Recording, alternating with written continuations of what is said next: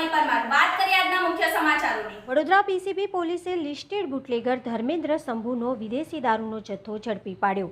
Vadodara PCB પોલીસને માહિતી મળી હતી કે લિસ્ટેડ બુટલેગર ધર્મેન્દ્ર સંભુ વિદેશી દારૂનો ધંધો કરે છે। તેણે સાઈનાથ કોમ્પ્લેક્સ વુડાના મકાનમાં ડિમ્પલબેન તથા ભૂમિકાબેનના ઘરે દારૂનો જથ્થો ઉતાર્યો છે, તેમજ જમીનમાં ખાડાઓ કરી દારૂ છુપાવી રાખ્યો છે અને બુટલેગર ધર્મેન્દ્રના માણસો રાહુલ, અમિત તથા બાદલની દારૂની ડિલિવરી કરવા જાય છે।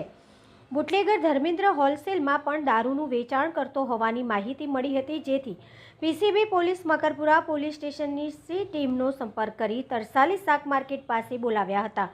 પોલીસે ડિમ્પલબેન રાહુલભાઈ વાદી તથા હંસાબેન ઉર્ફે ભૂમિકા ડાયાભાઈ વાદીના ઘરે તપાસ કરતા વિદેશી દારૂનો જથ્થો મળી આવ્યો હતો, તેમજ બ્લોક નંબર 2ની પાછળ પતરાના છાપરાની નીચે સંતાડેલા દારૂને પણ પોલીસે કબજે કર્યો હતો।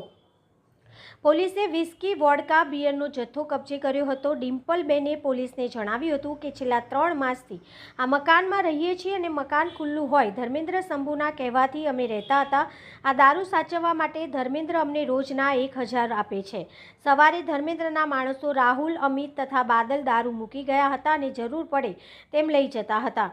જ્યારે ભૂમિકાબેન પોલીસને જણાવ્યું હતું કે આ મકાન ધર્મેન્દ્રનું છે, તેનો ફોન આવે તો તેના જણાવેલા ગ્રાહકને હું દારૂની બોટલ આપું છું। પોલીસે દારૂની 961 બોટલ કિંમત રૂપિયા 2.19 લાખ તથા 18 ટીન મળીને કુલ 2,20,000નો દારૂનો જથ્થો કબજે કર્યો છે, જ્યારે બુટલેગર ધર્મેન્દ્ર સંભુ કનીજા સાથે તેના માણસોને વોન્ટેડ જાહેર કર્યા છે।